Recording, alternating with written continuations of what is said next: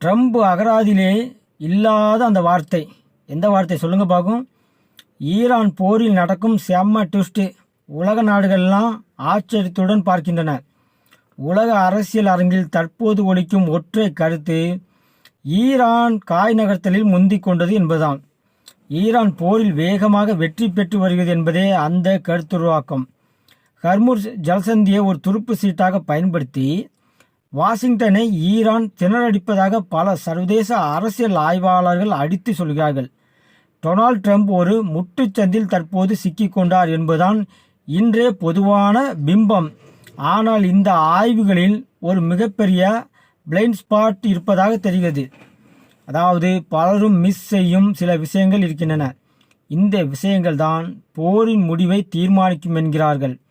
அதாவது போரில் இப்போது ஈரான் வெற்றி பெறுவது போல இருக்கலாம், ஆனால் நிலைமை எப்போது வேண்டுமானாலும் மாறலாம் என்கிறார்கள். என்னங்க சொல்கிறீங்க? போரில் நிலைமை அப்படி தலைகளாகலாம் மாறுமா என்றால் மாறும் என்கிறார்கள் சில ஆய்வாளர்கள். அசூர பலம் கொண்ட மிலிட்ரி மெஷின். ஈரான் வியூகங்களை வகுப்பதில் கில்லாடியாக இருக்கலாம், ஆனால் அமெரிக்கா என்பது ஒரு சாதாரண நாடு கிடையாது. அது இந்த பூமியின் ஆக சிறந்த இராணுவ இயந்திரம். இந்த மோதலில் அமெரிக்கா ஒருபோதும் இராணுவ ரீதியாக வீழ்த்தப்படுவதற்கு வாய்ப்பே கிடையாது. அந்த அளவிற்கு வலிமை குறைந்த சக்தியாக அமெரிக்காவும் கிடையாது. அவர்கள் நினைத்தால் யாரும் கற்பனை செய்து பார்க்க முடியாத அளவுக்கு போரை தீவிரப்படுத்தும் வல்லமை படைத்தவர்கள் அமெரிக்கா.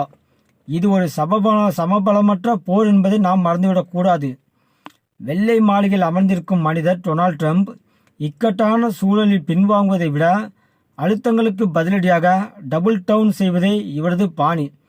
அதாவது அவர் தோல்வி அடைவது போல இருந்தால் ஒருவேளை அதைவிட மோசமான தோல்வியை எதிரிக்கு கொடுக்க நினைப்பார் ட்ரம்ப்.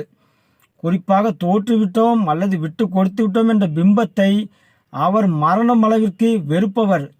ஈரான் தன்னை விஞ்சுகிறது என்ற எண்ணம் வலுக்கும் போது ட்ரம்ப் இன்னும் அதிரடியான கணிக்க முடியாத முடிவுகளை எடுக்க வாய்ப்பு அதிகம். ட்ரம்ப் அகராதிலே இல்லாத வார்த்தை தோல்வி என்று அவரே ஏற்கனவே கூறியிருக்கிறார்.